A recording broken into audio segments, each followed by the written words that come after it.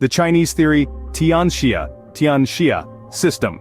It is a traditional Chinese worldview that sees China as the center of the world and all other nations as its tributaries.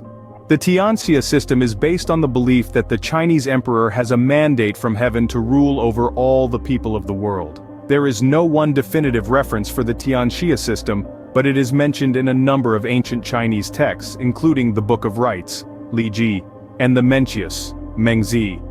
The Tianxia system was used to justify China's expansionist policies throughout history. For example, the Qin dynasty used the Tianxia system to justify its unification of China in the 3rd century BC. The Tianxia system is still relevant to China's foreign policy today. The Chinese government continues to see China as the center of the world and all other nations as its tributaries. This is evident in China's claims to the South China Sea and its efforts to expand its influence in Central Asia and Africa. Here are some examples of how China is using the Tianxia system to advance its ambitions in the modern world.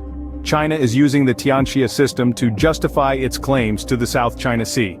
China claims that the entire South China Sea belongs to China, even though there are other countries that also claim parts of the sea. China's claims to the South China Sea are based on the Tianxia system's belief that all land under the sky belongs to China. China is using the Tianxia system to expand its influence in Central Asia. China is investing heavily in Central Asia and building infrastructure projects that connect China to Central Asian countries. China's goal is to create a new Silk Road that will give China greater access to the resources of Central Asia and the markets of Europe. China is using the Tianxia system to expand its influence in Africa. China is investing heavily in Africa and building infrastructure projects that connect China to African countries. China's goal is to create new markets for Chinese goods and to secure access to Africa's natural resources. The Tianxia system is a powerful tool that the Chinese government is using to advance its ambitions in the modern world.